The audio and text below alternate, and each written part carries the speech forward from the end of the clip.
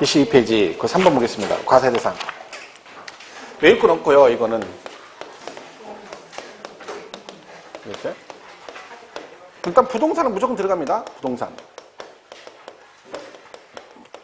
그리고 우리 아까 원시 취득 과세하지 않는다 4개 나오죠. 뭐?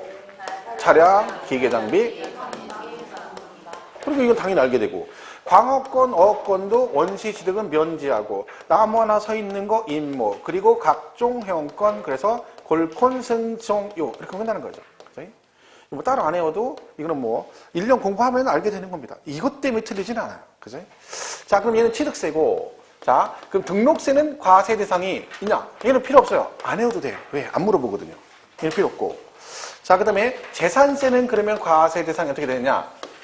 얘도 이 중에 있겠죠. 얘는 5개가 있습니다. 뭐 있어요? 토지 다중이서 가죠? 토지, 건축물, 그 다음에 주택, 선박, 항공기 이렇게 되죠. 주택하고 선박, 항공기가 과세 대상이다. 이렇게 돼 있는 거죠. 이렇게 돼 있어요. 이때 이제 선박, 항공기 말고 이거 하나 기억하셔야 되죠. 주택은 과세 방법이 토지, 건물 따로 과세하지 않고 항상 한꺼번에 간다. 뭐 그 정도는 기본적으로 일단 알고 가셔야 되고. 그 다음에 종합부동산세는 재산세 낸 사람 중에 내는 거죠. 그러니까 당연히 얘는 이거 중에 대상이 있겠죠. 근데 부동산세니까 선박항공기는 아니고 부동산 3개 중에 건축물은 안 내고 그럼 토지와 주택이 종부세인데 이 토지 중에서는 분리과세는 안 내고 별도와 종합 그리고 뭐 주택 요 3개만 종부세를 내게 됩니다. 그죠? 이렇게 되는 거고 양도세는 실제 시험에 대상이 제일 많이 나온 게 양도세죠. 작년에 출제가 됐고 26회 때도 나왔고 그죠? 자, 일단 얘도 마찬가지로 토지 건물 들어가고 그 다음에 부동산에 관한 권리 그러죠. 부동산에 관한 권리에서 이 권리가 여러 개가 있는데 그 중에 이제 뭐가 있어요? 타인의 부동산을 내 것처럼 이용할 수 있는 권리 그래서 지상권이 있고 전세권이 있고 그 다음에 임차권인데 임차권 나면 뭘 기억하셔야 된다? 부동산 임차권은 등기된, 그죠? 등기된, 이렇게 됩니다. 얘가 대상이 잘 나오는데 얘는 나오면 거의 정답이 얘 아니면 영어권입니다. 작년 시험도 얘가 정답이었고 26회 때도 얘가 정답이었어요. 등기되지 않은 부동산 임차권. 대상 아니죠. 등기된 것만 되니까. 이거는 뭐 매번 강조하는 이거 틀릴 일이 없는 거죠. 그죠? 그리고 부동산을 취득할 수 있는 권리. 지금 부동산 아니지만 미래의 부동산을 취득할 수 있는 권리. 이렇게 돼 있고. 그 다음에 기타 자산은 4가지가 있는데 이 중에 우리는 2개만 배우죠. 그 중에 하나가 영어권 나오는 거죠. 자, 영어권은 뭐가 나와야 된다? 단독 양도는 안 되고 사업용 고정자산과 함께가 나와야 되죠. 그죠? 그렇게 되는 거고. 그 다음에 특정 시설물 이용권, 회원권 그래서 각종 회원권이 있습니다. 그죠? 그리고 주식 등 이렇게 돼 있고 그 다음에 기타 자산 이렇게 되는 거죠. 아니죠. 파생 상품 이렇게 되어 있죠. 자, 얘는 일단 큰 제목은 꼭 기억하시라 했죠. 구분할 때 어떻게 한다?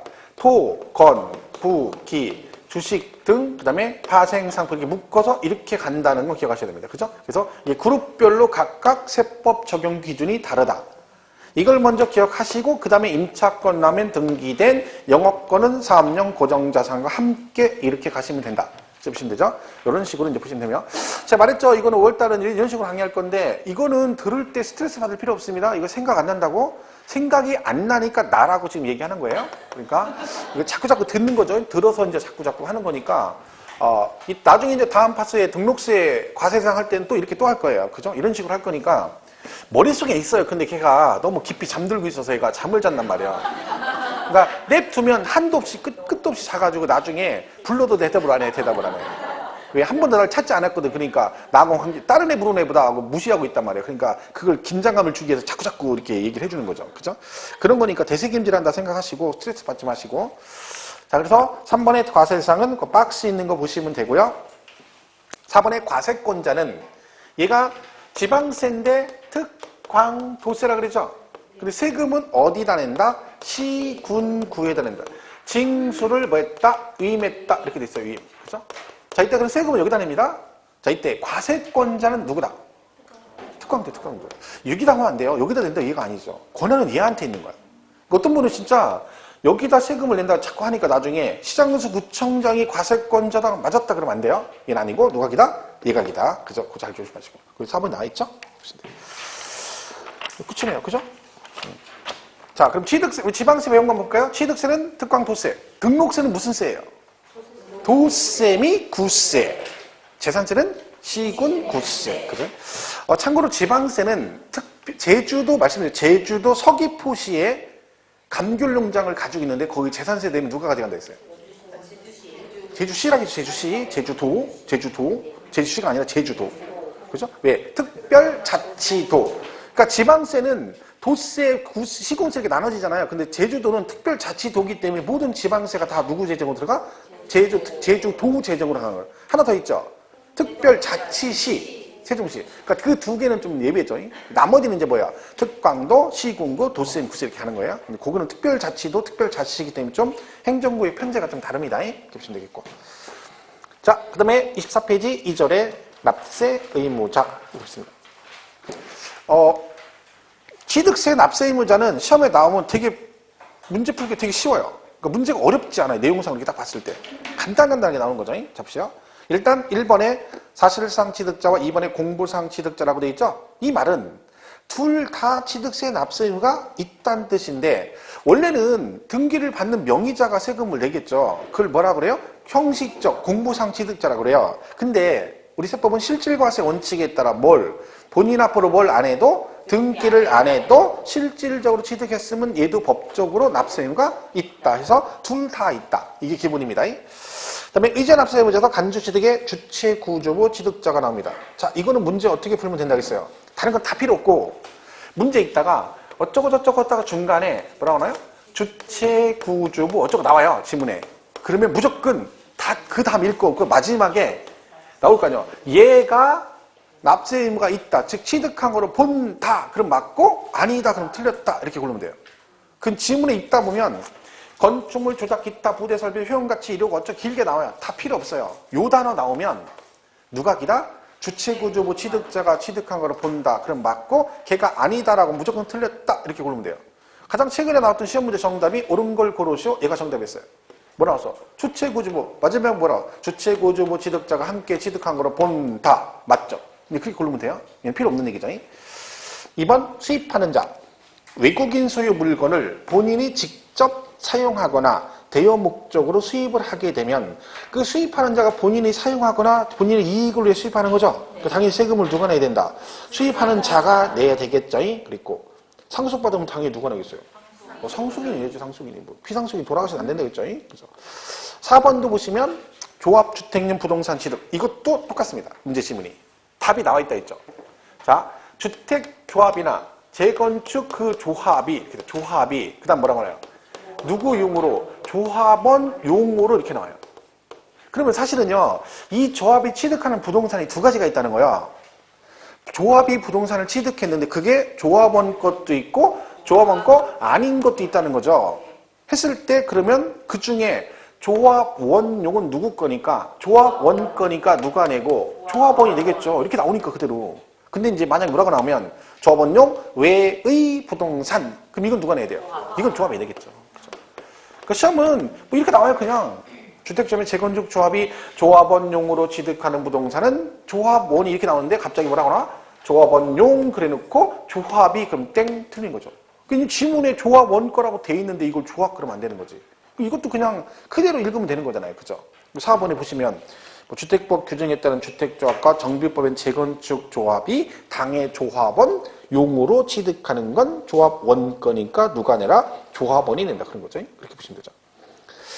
5번, 6번은 뭐 지목 변경, 종류 변경된 거죠. 그럼 걔네들은 그 변경 시점의 소유자가 납세 의무자가 되고 7번의 시설 대여업자는 거기 등록 명의자와 관계없이 시설 대여업자가 납세 의무자이다라고 돼 있죠. 이게 이제 그런 거예요. 제가 중장비 대여업을 하는데 제가 대여업자예요. 그럼 제가 중장비를 사가지고 대여를 해주겠죠. 근데 명의를 제 명의로 해서 대여할 수도 있고 아니면 그 대여받는 자의 명의로 해서 대여해 줄 수도 있다. 근데 중요한 건 뭐다? 명의가 내 앞이건 대여받는 자 앞이건 실질적 취득자는 누구다? 대여업자인 자다. 그러니까 뭐와 관계없이 명의와 관계없이 누가 내라? 시설 대여업자가 낸다. 얘는 만약에 틀리게 나오면 그거 하나밖에 없겠죠. 대여받는 자의 명의로 대여할 경우는 그 명의자를 납세 의무자로 한다 그러면 땡 틀렸다. 이렇게만 보시면 돼요. 그죠? 이렇게 보시면 되고. 자, 그러니까 이것들은 그냥 나오면 특별하게 정답이 그동안에 보면 납세 의무자가 어렵게 나오면 별로 없어요. 별로. 그죠? 이 정도 수준에 보면 되고, 그 다음에 추가적으로 언급이 되는 게 이제 8번부터 나온 거죠. 배우자 등으로부터 취득. 이게 뭐예요? 배우자, 그 다음 뭐? 직계, 존비속. 자, 이 왼수지간들끼리는 뭐 한다고 했어요? 무조건 뭘로 본다? 증여로 본다. 증여로 본다. 왼수지간이죠. 아이, 진짜 부자식이 상팔자라니까. 그죠? 그냥 돈 열심히 벌어도 혼자 살아야 된다니까. 그죠? 자, 선박 배우자 직계존비속 전체 무조건 우리 세법은 배우자 직계존비속 그럼 뭐라고요? 증여.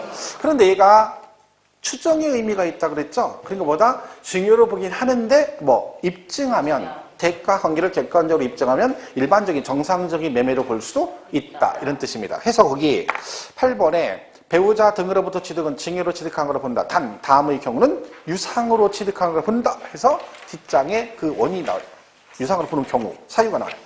박스 하나 있죠. 1번. 공매나 경매를 통해 부동산 취득했대. 남편 부동산이 경매된 걸 부인이 받았다. 그럼 얘는 뭘로 본다? 유상 증여가 아니라 유상 취득으로 보고 파산 선고되는 부동산을 부인이 받았다. 이것도 유상 승계 취득으로 보고 자 3번은 교환을 했는데 자 그 앞에 뭐라고 돼 있냐면 등기 등록이 필요한 부동산을 서로 교환했대. 이런 거죠. 이게 무슨 얘기예요? 남편 앞으로 부동산이 등기가 돼 있고 부인 앞으로 부동산이 등기가 돼 있다는 얘기야. 자, 등기가 돼 있다는 얘기 무슨 얘기예요? 법적으로 이건 남편 거, 이건 부인 거라고 입증이 된 거죠. 그거를 뭐 했대? 교환했대. 그럼 뭐야? 대가가 입증이 된 거다. 그런 뜻이고요. 4번은 해당 부동산 등의 취득을 위해서 그 대가를 지급한 사실이 다 어느 하나에 의해서 증명된 경우. 자, 밑에 기억, 니은, 리을 증명까지 나오잖아요. 근데 개인적으로 거기까지는 할 거 없을 것 같아요. 왜냐면 얘가 시험에 나왔는데 뭐라고 나왔냐면 그냥 그 대가를 증명한 경우. 이렇게 나왔어, 그냥. 왜냐면 오지선당이니까 위에 것도 막 있잖아요. 근데 그것까지 막 세부적으로 안 내고 그냥 증명한, 입증했대잖아. 그럼 뭘로 봐? 유상으로 보겠죠. 거기까지 가시면 돼요. 이것도 시험에 뭐 최근에 뭐 계속 나왔던 거죠. 이거는 근데 여기만 있는 게 아니라 양도세도 해당되죠. 양도세도 이 지문 있어요. 뒤에 가면 나중에 가면 그죠? 그러니까 이거는 잘 보시면 되고요. 근데 9번에 이제 뭐라고 돼 있어요? 부담부증이에요. 부담부증. 부담부. 이거는 우리 양도세에서 뭐 수도시 했던 거죠. 양도세 그죠? 기억하시죠? 기억 안 나겠지만 또 보면 여기 뭐라 했어요? 10억짜리를 그죠? 3억 을한테 뭐라 했어? 증여해 주는데 뭐 했어? 조건을 걸었다. 근데 여기 뭐 있다? 저당권 3억이 설정돼 있다. 그죠? 이거죠. 그죠? 이걸 대신 뭐해라? 을 네가 내 대신 부담해라. 또 안 와라. 그러면 내가 그 조건으로 너한테 10억짜리를 그냥 주겠다. 그런 뜻이죠. 그럼 양도세에서 이 채무 3억 떠넘긴 거 이건 증여로 본다? 양도로 본다? 양도로 본다 했죠? 왜? 갑 입장에서는 뭐다? 을로부터 돈을 받아서 은행빚을 갚은 거고 똑같은 거라는 거. 왜? 떠넘겼으니까. 그러니까 돈 받고 파는 걸로 봐서 양도로 보고 나머지 7억만 뭘로 본다? 증여로 보겠다. 그런 거지. 그죠? 그래서 얘는 증여세를 내고 얘는 양도세를 낸다. 이게 이제 우리 양도세에서 부담부 증여 뜻입니다. 자, 그러면 이런 식으로 갑이 을한테 부담부 증여를 하면 을은 본인 앞으로 뭐를 해야 돼요? 등기를 해야 되잖아요. 그럼 뭘 해야 돼요? 취득세 내야 되잖아. 그죠? 이 얘기지. 그럼 세금을 어떻게 낼 것이냐는 거예요. 자, 생각해보세요. 여러분이 만약 이렇게 받았다 쳐봐. 그럼 등기할 때 취득세 내야 되죠? 세율을 뭘 적용해야 돼, 이거? 안 받아 몰라? 안 받아, 받아봐야 알아? 그때가 생각해볼 거야? 누가 이렇게 해주면? 그죠? 어떻게 내겠어요? 근데 이게 이제 보면, 예, 이거 그대로 가면 돼, 그대로. 외우지 말고, 이대로 가면 돼요. 이렇게 그대로. 자, 부담부 중에서 채무에게 해당하는 부분은 주는 사람이 뭘 했대요? 양도를 했대잖아. 양도가 뭐예요? 유상 이전이라는 얘기죠. 한마디로 난 돈 받고 팔았다는 얘기야. 그럼 상대방은 돈 주고 샀겠지. 설마 얘는 주는 애가 내가 돈 받고 팔았다는데 얘는 뭐예요? 나는 돈 준 적 없다 그래? 그건 정치인들이 하는 얘기고 우린 정치인이 아니잖아요. 그죠? 걔들은 일단 아니라고 하고 보잖아. 그죠? 그죠? 그러니까 이거 뭐야? 대가를 주는 거죠. 받고 오는 거죠. 유상이죠. 주는 사람이 유상이전이니까 받는 사람이 유상이전이고 얘는 주는 애가 증여했대잖아. 뭐야? 무상. 그러니까 이거는요, 얘가 취득세 시험에 여러 번 나왔거든요. 근데 이건 따로 외우면 안 되고, 얘랑 같이 맞물려서 그냥 정리하시면 외울 필요가 없는 거지. 왜? 그냥 그대로 가는 거죠. 주는 사람이 이렇게 줬으니까 받는 사람도 이렇게 받는다. 이렇게 보시면 되는 거고. 그 다음에 얘네 둘의 관계가 뭐다? 배우자, 직계, 존비속이다. 그럼 얘는 취득세 뭘로 본다? 아까 뭐라겠어요? 전체 징여로 본다니까. 근데 이게 사실은 엄밀히 따지면 얘가 개정이 된 거예요. 원래 작년까지는 얘가 부담부정을 취득하잖아요. 그러면 그냥 뭐 했어? 얘는 취득세 이렇게 냈어요. 그죠? 근데 웃기죠? 말이 안 되잖아. 그죠? 그래서 어떻게 했다? 근데 주는 사람은 양도세에서는 뭐라고 봐요? 전체를 증여한 걸로 봐요. 그죠? 근데 취득세는 또 이렇게 냈단 말이야. 그래서 잘못됐지. 그래서 올해 개정된 거예요. 사실은 그게 맞는 거죠, 원래. 근데 없던 지문이 생긴 거죠. 근데 지금 어차피 우리가 배운 대로 가면 돼요. 무조건 배우자, 직계, 존비속, 그럼 뭐다? 전체 증여로 취득한 거로 본다. 이렇게 되는 거죠. 그래서 이 부분이 처음에 자주 나오는 얘기니까 얘랑 맞물려서 같이 기억하시면 돼요. 외우면 헷갈리니까 그렇게 정리하시면 되겠죠. 그 9번에 부담부 증여라고 되어 있잖아요. 그죠? 그 채무액에 상당하는 부분은 뭘로 본다? 부동산 등을 유상으로 취득한 거로 본다. 근데 가로 안에 뭐라고 돼 있어요? 배우자, 직계, 존비속으로부터 취득은 제외란 말은 뭐다? 그죠? 증여로 본다니 무상으로 전체를. 그리고 끝에 채무 이외의 부분은 뭘로 봐? 증여로 취득하는 겁니다. 이게 부담부 증여액입니다. 그리고 잘 보시면 되고. 부담부 증여는 원래 양도세에서도 여러 번 시험에 나왔었죠. 단독으로 나온 적도 있어요, 여러분. 계산 문제도 한번 나온 적이 있고 옛날에. 이것도 계산 문제 한번 나왔었죠. 그죠? 계산 문제는 뭐 우리하고 상관없다 했죠. 제끼고 하면 돼요. 제끼고. 계산 문제는 자신감을 가지면 안 돼요. 그렇죠? 자, 다음 10번 보겠습니다. 상속 개시 후 재분할. 그렇죠? 상속 개시. 날씨가 좀 더 더워지죠? 더운 것 같아요. 큰일 났다, 이제. 이제 공부 좀 해보려면 날 더워서 못하고, 그동안 이제 안에서 이제 공부 좀 해볼까? 그랬더니 날 더워. 그죠? 그러면 날 더워서, 더워. 이제 공부해볼까? 그러면 시험 보러 가. 골치 아프죠? 5월달에 공부 열심히 할 때 어떻게 됐어? 행사가 많아. 이런저런 행사가. 그죠? 어버이날, 어린이날지 뭐 해야지 막 그러니까 정신없는 거죠. 그죠? 어버이날 지났는데 전화는 다 해보셨죠? 제가 그 집사부일체라고 드라마 프로그램이 있는데 지난해 보시는 분 차인표 나오는 거 봤는데 그 차인표가 인생의 모토가 뭐예요? 나인 나우. 지금 당장 그래요. 걔가 왜 몇 년 전에 친동생이 갑자기 돌아가셨대요. 친동생이 죽었대요. 그러니까 자기 동생이 갑자기 자기도 어린데 멀쩡하던 애가 갑자기 친했는데 그렇게 되니까 충격을 받았다는 거야. 그래서 이게 인생이 그게 아니구나 해서 그 뒤로부터는 모든 것들을 내가 지금 뭘 해야 되다 생각이 나잖아요. 그럼 내일로 가는 게 없대요. 이따 놓고 그 당시한테 바로 한대. 왜? 내일을 보장할 수 없다는 거야. 내일 가서 그 사람 어떻게 될지 모르는데 내일 해야지 그러면 자기 동생도 그런 줄 알았대요. 근데 내일 하는데 동생이 그렇게 된 거죠. 그 다음부터 무조건 그렇게 한대. 그러니까 뭐야? 생각나면 지금 하라는 얘기야. 그러니까 부모님한테 사랑한다 우리 못하잖아 얘기. 그죠? 하고 싶다 마음이 있으면 지금 전화하라는 거지. 해서 부모님 전화해서 엄마 사랑해요 이렇게 하라는 거야. 근데 쉽지 않아요 그게. 저도 해보려고 했거든. 그 드라마 보고 안 돼요 그게. 왜 이제까지 한 번도 안 해봤는데 그걸 갑자기 한다는 게 쉽지 않죠. 하던 사람은 잘해요. 저희 남동생은 막 엄마 가면 막 집에 가면 어머니 옆에서 막 붙어가지고 손 잡고 엄마 어쩌고 해가지고 얘기도 하고 막 엄마 누워있어 옆에 가서 또 누워가지고 막 철종일 얘기도 잘해요. 50 다 돼가는 애가. 근데 걔는 원래 지금 40대 걔가 중반 지금 하여튼 걔가 몇 살이냐 2년생인가 그렇거든요. 근데 걔는 그걸 원래 그렇게 해 버릇해가지고 되게 잘해요. 그러니까 엄마한테도 막 마다 최 회사님 뭐 어쩌고 막 이런 얘기도 하고 막 그러거든요. 나는 근데 죽어도 못하겠어요. 엄마한테 그게 안 돼. 쟤는 장남이라 제가 안 되는 거야. 맨날 나는 어떻게 이렇게 된 거죠? 집에 가면 가만 앉아있는 거 그냥. 왜 나는 어디 가서 막 집에 가서 막 엄마한테 막 이러고 애들은 이렇게 못해요. 이미지가 나는 그게 나도 모르게 굳어진 거야.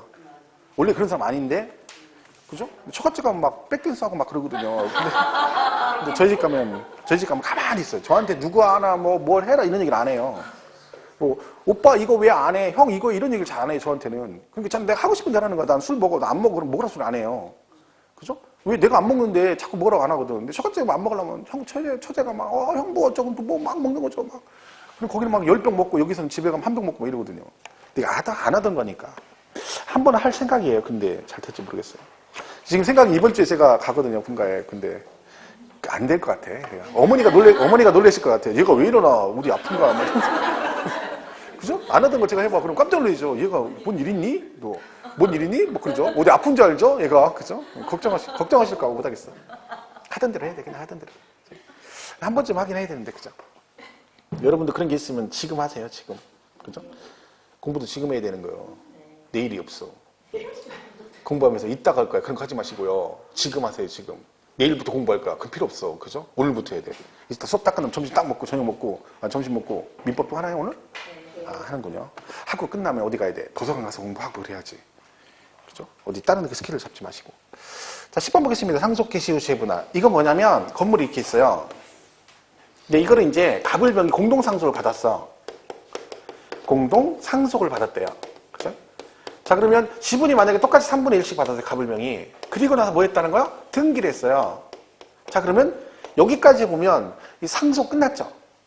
그죠? 공동상속 받아서 지분 확정되고 각자 뭘 했다고요? 지분 등기를 했어. 그럼 상속 끝이네요. 그리고 나서 등기하고 나서 얘들이 다시 모여서 재분할했더니 지분이 이렇게 바뀐 거예요.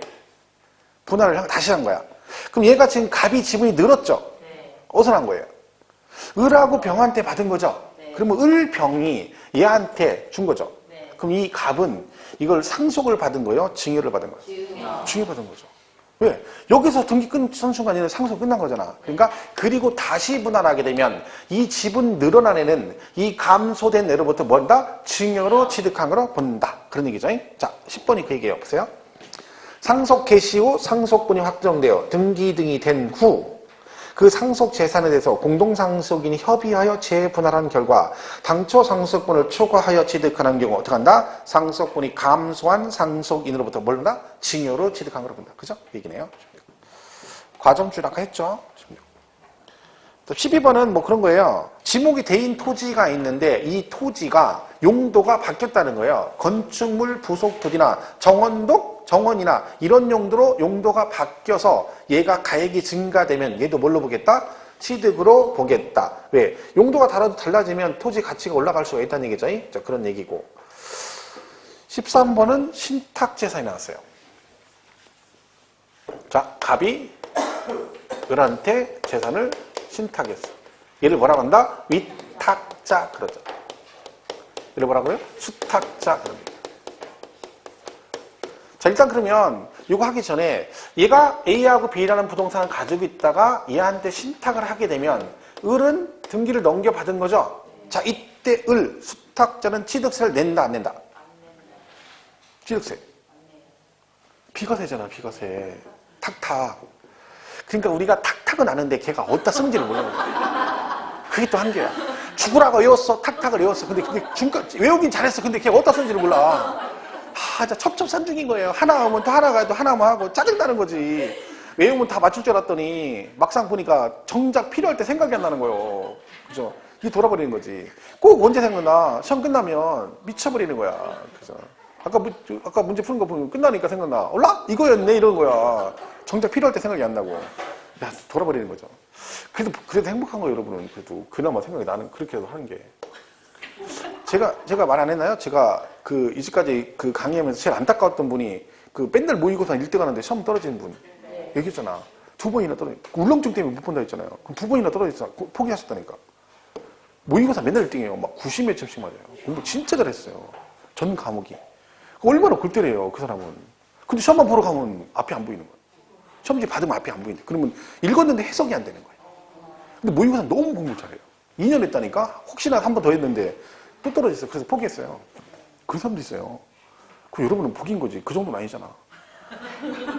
물론 여러분 생각이 안 나지. 몰라서 생각이 안 나는 거지. 아는데 생각이 안 나는 거죠. 그치. 진짜 그런 사람도 있다니까. 그죠? 한 2명 있다, 2명 있다. 그 사람하고 처음 보는데 낚시 간 사람하고 2명은 진짜 잊혀지지가 않는다니까. 그죠? 낚시가. 어제 야간반에 수업하는데 가보니 막 쉬는 시간 들어가니까 갑자기 막 여자분이 막 흥분해가지고 막 열받아. 남동생이 10월 27일 결혼한다겠대. 진짜 건 거야. 결혼하다 누나한테 나 10월 27일 결혼해 하고 날 잡았다고 연락 온 거야. 처음 보는 날이잖아, 그날. 10월 27일이 처음 보는 날이잖아요. 근데 결혼한대. 그따가 막 갑자기 열받아가지고 이 새끼는 지금 무슨 갑자기 27일 결혼한다고 막 이거 어떻게 해야 되나 고민인 거죠. 그잖아요. 친동친 남동생인데 결혼식 안 가자니 그렇고 그렇다고 시험 보러 안 가면 1년 동안 죽으라 공부해서 시험만 벌써. 야, 근데 지금 연락 왔대. 어제. 야, 그거 봐. 그것도 변수잖아. 그죠? 누가 진짜 땀도 아니고 사촌도 아니고 친동생 결혼한다는데 누나가 야 진짜 그건 난제입니다. 난제. 그죠? 어떻게 할 수 있나? 저 같으면 시험 보러 가. 나 같으면. 예. 그러냐 뭐 그냥 꼭 사진 찍어야 돼. 뭐 그거 어차피 누나인데 뭐 상관없지 뭐. 그렇죠? 그래요. 그 찍어야 뭐해. 자 여기 보세요. 얘는 그러니까 뭘 받아? 비과세 되는 거 비과세. 자 그런데 그럼 재산세는 내나 안 내나? 재산세. 되죠? 누가 납세 의무자예요? 내가겠죠. 그죠? 그러니까 취득세는 비과세고 재산세는 수탁자가 납세 의무자. 신탁재산은 이게 되게 많죠. 그럼 얘 이제 갑은 양도로 봅니까? 양도로 본다 안 본다? 갑은 양도세 낸다 안 낸다? 안 내죠. 왜? 신탁은 양도가 아니잖아요. 왜? 대가가 없잖아. 그러니까 얘는 양도 아니고 취득세는 비과세 받고 재산세는 수탁자가 내는 거죠. 다 신탁재산과 관련된 거네요. 자, 그럼 얘가 이거예요. 지금은 위탁자 갑이 병한테 위탁자 지위를 이전했대요. 자, 위탁자 지위를 이전했다는 얘기는 자, 그러면 지연전하면 이거 있죠. AB. 이 부동산 누구 거다? 병 거죠. 네. 위탁자 지위가 이전됐다는 건 갑이 팔았다는 얘기잖아. 병한테. 이거 원래 누구 거야? 갑 거잖아. 얘는 관리만 하는 거잖아요. 그러니까 위탁자 지위가 이전되면 새로운 위탁자가 요 신탁재산을 뭐 한다? 취득한 거로 본다. 맞는 얘기죠. 그래서 거기 13번에 26페이지 신탁법에 따라 신탁재산의 위탁자 지위 이전이 있는 경우는 새로운 위탁자가 해당 신탁재산을 취득한 거로 본다. 거기까지만 가면 되고. 14번은 갑소유 미등기 건물에 대해서 의리 채권 확보를 해서 법원의 판결에 의한 소유권 보존 등기를 갑의 명의로 등기할 경우 갑건데 얘가 등기를 안 하니까 채권자인 의리 법원 결정에 따라 등기를 신청했다는 얘기죠. 자 그러면 얘는 이해관계자지 본인 당사자는 아니죠. 그럼 세금은 누가 내야 된다? 갑이 내야죠. 왜? 갑법으로 등기하니까 당연히 갑이 납세의무자다. 그죠? 이렇게 보시면 되겠어요. 납세의무자는 그렇게 정리를 하시면 되겠고 그 다음에 이제 등록세는 납세의무자가 얘는 등기 등록할 때 되는 거잖아요. 그래서 얘는 등기 등록을 하는 자 그래요. 하는 자. 다른 말로 뭐라고 한다? 명의자. 누구 명의로 할 것이냐. 그 명의자가 납세 의무자. 즉 건자가 납세 의무자가 됩니다. 건자. 이거 그냥 들으시면 되는 게 책 찾을 거 없고요. 나는 근데 뭐라도 꼭 봐야 된다 그러면 한 장짜리 나눠주고 있죠. 한 장짜리. 그 앞뒤는 거. 그게 자세는 안 돼 있는데 있는 것도 있고 없는 것도 있어요. 그럼 정 나는 뭐가 있어야 돼. 앞에. 그럼 불안해. 없으면. 그럼 그거라도 보세요. 들으면 돼. 이거 뭘 외우라는 거 아니잖아요. 그냥 듣고 대생질하는 거라니까. 그죠? 명의자다. 내가 집을 담보로, 아니야. 전세를 들어갔다? 그럼 전세권 등기하죠? 그럼 전세권 등기할 때 그 전세권 명의는 세입자 명의로 생긴다? 집주인 명의로 생긴다? 여러분 전세 들어간다면 전세권 등기를 집주인 명의로 전세권 등기를 해요? 세입자 명의로 해? 세입자 명의로 해야지, 세입자. 집주인 했죠? 해주면 큰일 나죠. 그죠? 세입자가 명의자고 걔가 전세권자고 등록세는 누가 내야 돼? 세입자, 전세권자가 납세 의무자다 뭐 이런 얘기죠. 이거 크게 맞추게 않고. 제일 중요한 이거죠. 재산세. 재산세는 납세 의무자 가장 중요합니다. 시험에 제일 많이 나오고 작년에 출제됐고 올해 또 나올 수도 있어요. 원칙은 누구다? 사실상 소유자 겁니다. 사실상 소유자. 언제? 6월 1일 현재 사실상 소유자가 납세 의무자다. 이건 무슨 뜻이다? 이네 둘이 이렇게 매매를 해가지고 소유권 변동 사유가 생겼는데 그런 얘기죠. 이렇게 됐다는 거죠. 자 그러면 갑을이 매매를 했는데 계약서를 썼는데 5월 31일이 계약서의 잔금 날짜예요. 자 그럼 을이 이 재산에 언제 어느 시점에 실제 소유자가 되느냐가 중요하다고 그랬죠? 자 이는 뭘 따라간다? 취득세 취득 시기를 따라갑니다. 그래서 5월 30일이 취득일이니까 을은 이날 뭐가 된 걸로 봐? 실제 소유자가 된 걸로 보겠다. 그럼 얘가 납세 의무자인데 문제는 이날 다음 날 얘가 등기까지 같이 넘어가면 둘이 일치하니까 상관이 없는데 등기가 안 넘어갈 수도 있다 했죠? 해서 아직도 등기가 얘 앞으로 돼 있다. 해서 서로 다르게 되면 누구를 사실상의 소유자를 납세 의무자를 하겠다가 이 뜻입니다. 자 근데 요거는 당사자끼리 거래한 거기 때문에 매매 당사자는 과세권자는 모르기 때문에 세금이 갑한테 나온다 했죠. 그래서 이걸 뭘 해줘야 된다? 신고를 해줘야 돼요. 변동사실 신고. 며칠 안에 한다. 자 우리가 하는 건 다 며칠? 10일 안에 신고하시면 돼요. 언제로부터? 과세 기준일로부터 10일 안에 신고하면 실제 소유자, 안 하면 공부상 소유자 이렇게 하는 거죠. 6월 1일 현재 매매를 하게 되면 양도 양수되면 누구를? 양수인. 6월 1일까지는 매수가 납세 의무자가 된다. 이게 기본 개념이고요. 상속을 받았는데 뭘 안 하고 등기도 안 하고 뭣도 안 하고 실제 소유자 신고도 안 하게 되면 누가 낸다? 주된 상속자가 납세 의무자고 실제는 종중건데 공보상 개인 명의로 등기되어 있는 경우도 신고하면 종중이 되는 거고 안 하면 공보상 소유자가 납세 의무자가 되고요. 국가 등과 무슨 계약을 체결하고 연부 계약을 체결하고 이를 무상으로 쓰게 되면 누가? 매수 계약자가 납세 의무자다. 채비지 보류주는 누가 낸다? 사업시행자. 소유권의 분쟁이 생겨서 기속이 분명하지 않다. 그러면 사용자가 납세 의무자가 됩니다. 그죠? 그러니까 공유재산은 지분에 따라 지분권자가 납세 의무자다. 지분 표시가 없으면 균등한 거로 본다. 이게 납세 의무자. 이 부분은 잘 정리를 하고 가셔야 됩니다. 그다음에 종합부동산세 납세 의무자는 누구냐? 얘는 별도, 종합, 주택. 이게 세 개죠. 자, 얘는 무조건 내는 거 아니라 했죠. 일정 금액을 초과했을 때 세금을 낸다 했어요. 얘는 기준금액이 얼마냐면 별도는 80억을 초과해야 되고 종합은 5억을 초과해야 되고 주택은 6억을 초과해야 된다. 결론 납세 의무자는 누구다? 이 기준 금액을 뭐 하는 자? 초과하는 자. 80억, 5억, 6억을 초과하는 자다. 이렇게 되죠. 양도세는 뭐 납세자 필요 없습니다. 자, 이렇게 보시고. 자, 28페이지 3절에 비과세가 나옵니다. 자, 취득세 비과세는 6개가 있습니다. 자, 첫 번째 뭐 있어요? 국가 등은 다 비과세죠. 왜? 걔가 과세권자잖아. 국가, 지자체 비과세고 외국정부, 주한 국제기구 다 비과세입니다. 자, 근데 외국정부는 뭐다? 무조건 비과세 주는 건 아니고 상호주의. 눈에는 눈, 이에는 이. 우리나라 정부 재산의 과세는 우리도 과세한다. 그런 의미고요. 그 다음에 동그라미 2번은 국가 등의 기속 또는 기부 체납. 국가에 기속된대요. 그럼 당연히 비과세를 해주겠죠. 근데 그 예외가 나와요. 비과세가 안 되는 경우. 근데 이거는 그냥 우리가 그냥 상식적으로 읽어도 비과세 당연히 안 해주는 거죠. 왜? 보세요. 국가 등의 기속 등의 조건을 이행하지 아니하고 타인에게 매각 증여했대. 당연히 안 해주겠죠. 팔아먹었는데. 아니 뭐래요? 기속 등의 조건을 이행하지 아니하는 거 조건이 변경됐대. 당연히 안 해주지. 이걸 외울 것도 아닌 거죠. 그 다음에 국가 등의 기속 등의 반대급부로 국가 등이 소유하고 있는 부동산 및 사회 기반시설 무상으로 양해받았대. 그러니까 내가 기속해주고 그냥 준 게 아니라 대가로 다른 부동산을 대신 받았다는 얘기죠. 그럼 얘는 당연히 비과세 안 해주는 거고. 아니면 또 뭐? 그 기부 체납 대상물을 사용권을 무상으로 제공받은 경우. 공짜로 준 게 아니라 그걸 하면서 뭐라 그래? 대신 내가 10년 동안 공짜로 쓰겠다. 이런 식으로 대가를 사용권을 받으면 뭐다? 얘는 비과세 안 해주겠다. 왜? 대가를 받은 거잖아. 그렇죠? 이거는 그러니까 이게 작년 시험에 언급이 됐었거든요. 근데 이건 외우는 게 아니고 틀릴 게 없는 거죠. 그냥 상식적으로 봐도 비과세 안 해주게 생겼잖아. 그지? 신탁은 아까 했죠? 신탁. 얘는 뭐요? 탁이 비과세. 탁. 1번 위탁자, 수탁자, 2번 수탁자, 위탁자, 3번 수탁자, 신수탁자니까 이 탁 비과세.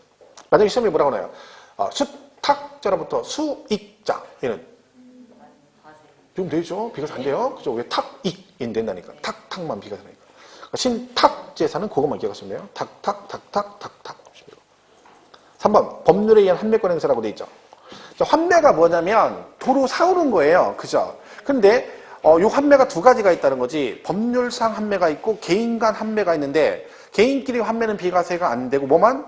법률상 환매하면 비과세가 돼요. 그러면 예를 들면 이렇게 나오겠죠. 징발재산 정리에 관한 특별조치법에 따른 환매권 행사로 취득하는 경우는 뭐다? 비과세한다. 그럼 맞겠죠? 근데 징발재산 정리에 관한 특별조치법 이런 걸 외울 필요가 있다 없다? 없다. 안 외워도 돼요. 지들이 와서 나온다겠죠? 그러니까 무조건 뭐다? 법 이름 나오고 뒤에 꼬랑지에 환매 붙으면 걔가 뭐다? 법률상 환매니까 비과세다. 이렇게 보시면 되는 거지. 그 쓸데없이 법 이름 같은 거 외우지 마시고요. 그럼 4번은 임시건축물 나오죠? 자, 가설건축물 같은 건데 임시건축물은 조건 두 개를 기억하셔야 됩니다. 가로 안에 누구는 안 되고 사치성은 안 되고 존속기간 1년을 초과하지 않아야 된다. 그 두 개 다 따로따로 처음에 다 나왔던 거고요. 개수로 인한 취득도 마찬가지죠. 가로 안에 뭐라고 돼 있어요? 건축법상 대수선은 제외. 여러분 좋아하는 공법에 건축법에 대수선 나오죠? 그거는 비과세가 안 돼. 그리고 금액이 9억 원 이하. 거기 9원이라고 되어 있는 거 고치셨죠? 네. 9억 원. 9억 원. 그러니까 얘도 조건 두 개가 맞아야 되는 거죠. 조건 두 개. 그죠? 그리고 6번은 뭐예요? 천재지변으로 차량 취득. 그러니까 아버지가 돌아가시기 전에 차를 가지고 있었는 차가 이미 폐차 수준이거나 화재가 나거나 해서 사용할 수 없는 상태인데 말소 등기가 안 돼가지고 아버지 돌아가시면서 이게 상속이 될 수도 있다는 거죠. 근데 이미 상속 전에 걔는 차를 사용할 수 없는 상태이기 때문에 말소가 안 돼서 상속이 되더라도 뭘 해주겠다? 비과세를 해주겠다. 근데 그거는 뭐 차량이라 언급이 될 일이 없죠. 자, 비과세는 뭐 그렇게 보시면 되겠죠. 우리가 세목 중에 비과세가 가장 중요한 건 다 아시겠지만 당연히 뭐겠어요? 양도세죠, 양도세. 뭐 걔는 엄청 중요하죠. 등록세는 비과세가 단독으로 나올 일은 없어요. 근데 가끔 그 종합문제 낼 때 비과세 하나씩 넣을 때가 있거든요. 작년에도 그렇고. 그럼 제일 많이 나온 게 뭐냐면 이 무덤 얘기가 나와요. 무덤과 이에 접속된 부속시설 부지로서 지목이 묘지인 토지는 뭐다? 묘지인 대한 등록은 뭐한다? 비과세. 이게 그렇게 돼요, 이거를. 작년에 얘기해놨어, 지문에. 무덤과 어쩌고 나왔어. 무덤과 어쩌고 나오다? 그럼 뭐다? 비과세다. 나중에 문제 풀어보시면 알아요. 이 가끔 나와요. 단독으로 안 나와, 얘는. 나올 일 없고요. 재산세는 작년에 비과세가 단독으로 나왔어요. 거의 안 나오는 애 나왔죠.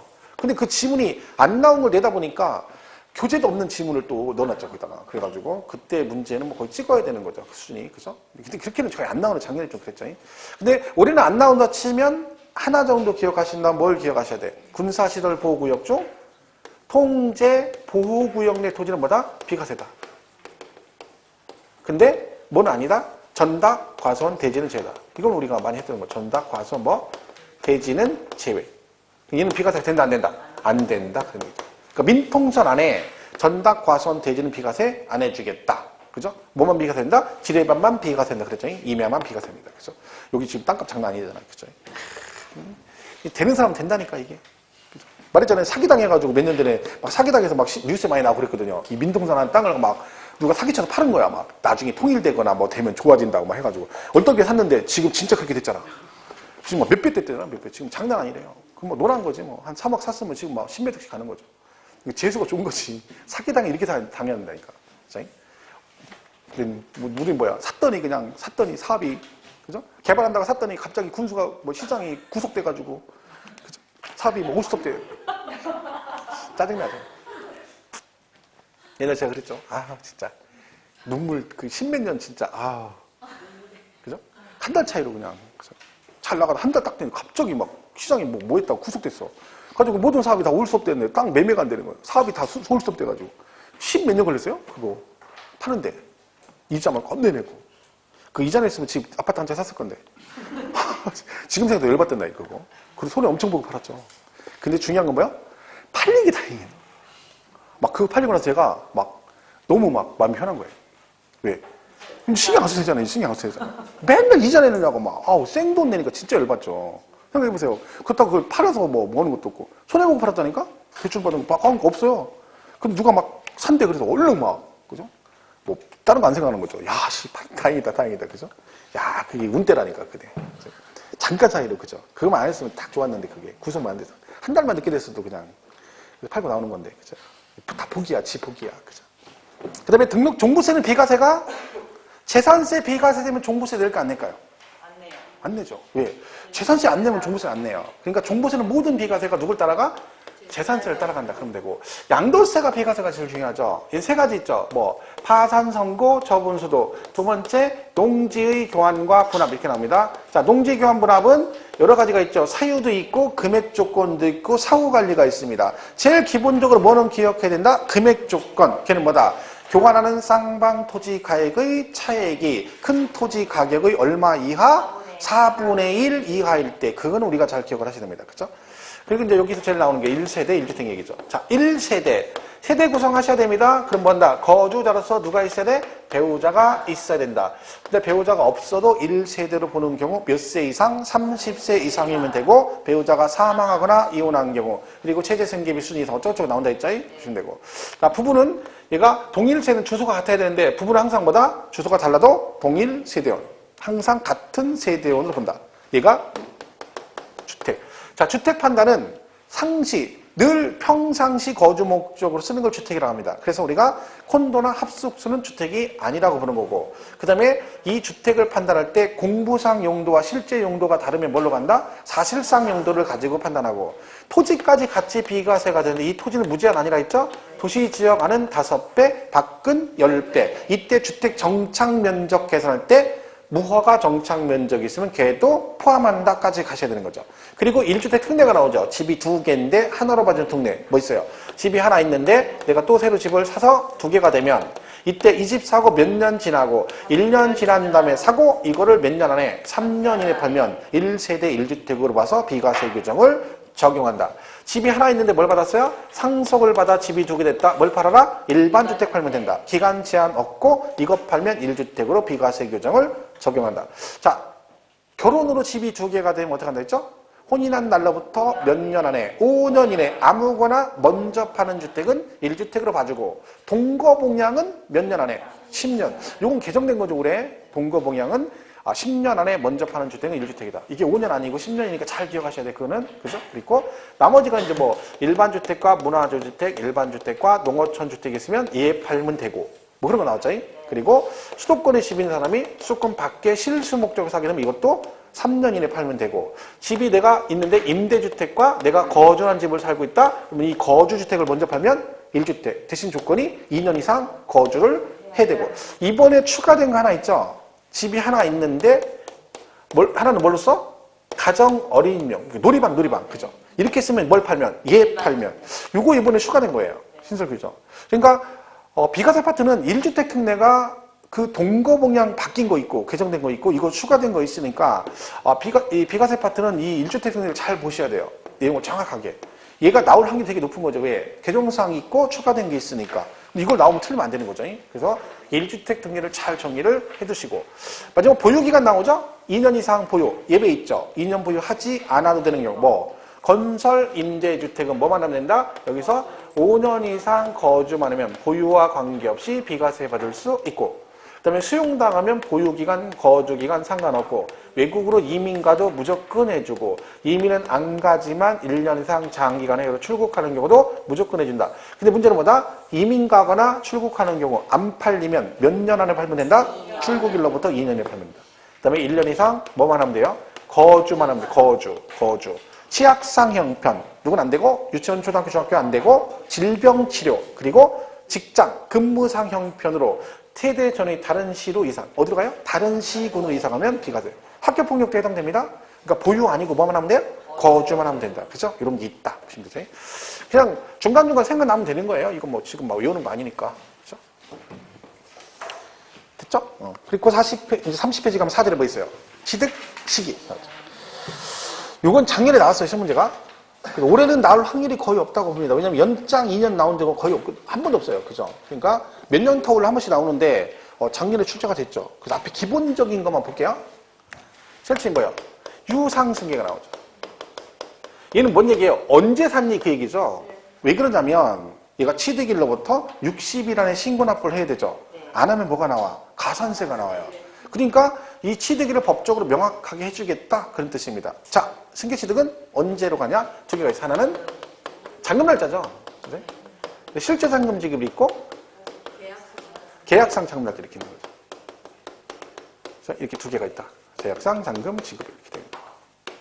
이거는 말 그대로 실제 잔금자인데 이거는 계약서예요. 얘는 서로 둘이 관계없다. 그죠? 얘는 뭐야?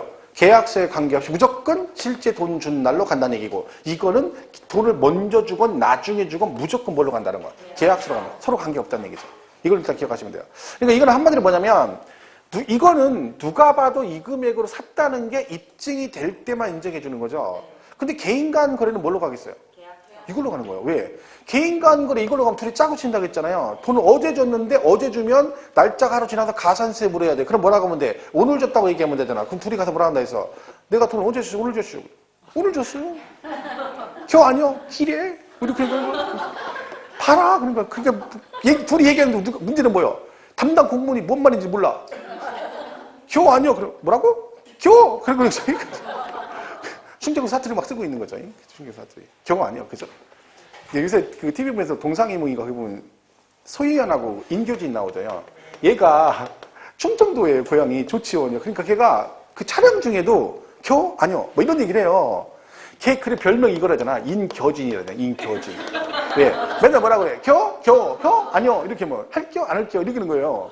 그 딸한테도 가르친데 28개 큰딸 꼬맹이에요. 28개월 됐대. 걔한테 물어봐. 너 이거 할게 안 할게요? 그래. 애가 할게요. 그래요. 왜 요새 충청에 정시를 심어주기 위해서 그 소연이 그런 거야. 자기 남편이 애한테 그 사투리를 가르쳐주기 때 충청도 사투리를. 너는 충청도가 그 본적이니까 그 어를 기르는다고 사투리를 가르쳐주겠다네. 그래서 애가 사투리를 써요, 같이. 골 때리는 거죠. 그죠? 그러니까 그거는 인정이 안 되는 거야. 짜고 칠 수 있는 여지가 있다. 그러니까 이걸로 간다는 거, 개인간거래는. 그럼 얘는 뭐다? 누가 봐도 이 금액에 샀다는 게 입증되는 게 뭐 있어요? 국수, 공판자. 그렇죠. 국이 뭐라고요? 국가 어쨌다고? 국가, 지자체 조합. 이 어쨌다고? 이걸 잘 보세요. 국가가 취득했다는 얘기인가요? 아니에요. 그치. 국가가 취득하면 어떻게 돼? 비과세죠. 그건 비과세지. 내가 국유지를 샀다는 거야. 내가 산 거지, 얘네 거를. 그러니까 누가 봐도 이 금액에 이날 샀다는 게 인정이 된다. 돈 준 거를. 상대방이 국가 지자체니까. 이거는요, 외국으로부터 수입, 이거는 공매, 경매, 이는 판결문, 법인 장부로 입증. 해서 이 5개 빼곤 다 뭘로 간다? 계약상 잔금 날짜로 간다. 그럼 개인과 하는 거는 계약서로 가는 거고요. 자, 계약서의 잔금 날짜가 명확하지 않다. 그러면 계약일로부터 60일이 경과되는 날을 취득일로 본다라고 되어 있습니다. 그래서 이 5개 아닌 건 다 보다. 판결문은 뭐 기억하셔야 된다? 화해, 인락, 포기, 자백, 간주는 제외다. 걔들은 이걸로 안 간다. 왜? 인정을 안 하겠다. 그럼 뭘로 간다? 이걸로 간다는 얘기겠죠. 그렇죠? 등기 날짜나면 어떻게 돼요? 등기 날짜나면 둘 중 비교해서 빠른 날로 간다. 이렇게 하면 되죠. 자, 그래서 거기 30페이지 1번 유상승계 취득 원칙 계약상 잔금 지급일 가로 안에 뭐라고 됐어요? 실제 잔금 지급일 관계없고 그 밑에 양도세는 무조건 실제 잔금 지급일로 갑니다. 여러분 집을 팔잖아요. 그럼 언제가 양도일이냐? 그럼 무조건 뭐야? 실제 잔금 지급일이에요. 양도세는 계약서로 가는 경우는 없어요. 절대로. 실제 돈 준 날이 양도일이다. 그러니까 여러분이 1세대 1주택 2년 부여하면 비과세 받잖아요. 양도세. 그럼 언제까지 내가 1세대 1주택 2년 부여를 해야 되는 거야? 양도일까지. 그럼 양도일이 언제야? 실제 잔금 날짜까지죠. 계약일이 아니라. 그죠? 그 얘기죠. 그 다음에 가로 안에 잔금 지급일이 불분명하면 계약일로부터 60일이 경과하는 때. 그죠? 계약상 잔금 지급일인데 그게 불분명하면 60일이 경과하는 날을 취득일로 본다. 예외 나와있죠? 국수, 공판장. 판결문에 뭐라고 돼 있어요? 화해, 포기, 인랑, 자백간주는 제외. 이렇게 돼 있고. 3번 등기 등록을 먼저 했다는 얘기는 뭐예요? 등기가 빠르다는 얘기죠. 그럼 뭘로 가? 등기 쉬운 날로. 그 다음 그 밑에 손가락질하고 있네 있죠. 내가 취득을 했는데 중간에 계약이 해지가 될 수 있잖아요. 그러면 취득을 안 한 걸로 봐요. 근데 문제는 이게 이제 개인끼리 그냥 말하면 안 되고 입증을 해야 되는 거야. 그래야 법적으로 취득세 부과를 안 하겠다는 얘기죠. 그 입증을 60일 안에 하는데 얘는 왜 60일이냐? 취득세 신고 납부 기한은 60일이에요. 그러니까 그 기한 안에 하라는 얘기인데 요거는 제가 작년에 시험에 나왔거든요. 그래서 할 건 없는데 뭐가 나왔었냐면 거기 보세요. 유상승계 취득의 경우 이렇게 들어가 있는데, 그죠? 뭘 하지 않고 등기 등록하지 아니하고라고 돼 있죠. 이게 뭐예요? 등기를 하지 않은 상태에서 밑에 있는 그걸로 취득 계약이 해지된 걸 입증하면 취득을 안 한 걸로 보겠다는 얘기죠. 그럼 이 말은 달리 해석은 뭐야? 등기를 했으면 무조건 뭘로 본다? 취득으로 보겠다는 거지. 전체적으로 등기 등록하지 않고죠. 작년 시험에 이게 등기한 후 이렇게 나왔죠. 그치? 근데 올해는 뭐 말했죠? 시험에 나왔기 때문에 이거는 뭐 그냥 가볍게 보시면 돼요. 그죠? 자, 유상승계. 그 다음에 연부취득은 아까 뭐라고 했어요? 사실상 연부금 지급일 했잖아 아까. 그죠? 등기치면 한꺼번에 취득항으로 본다. 오른쪽 2번에 나오잖아요. 예외. 사실상 연부금 지급일치는 등기하면 등기친 날. 밑에 뭐라고 돼서 가로치고 중도금 지급 중 해제가 되면 뭐한다? 이미 납부한 취득세는 돌려준다 안 돌려준다? 돌려준다. 환급한다. 그 아까 한 거죠? 자, 3번 무상승계는 원칙이 언제래요? 계약일이랍니다. 근데 누군 예외다? 상속은 예외랍니다. 상속, 개시일. 증여는 언제다?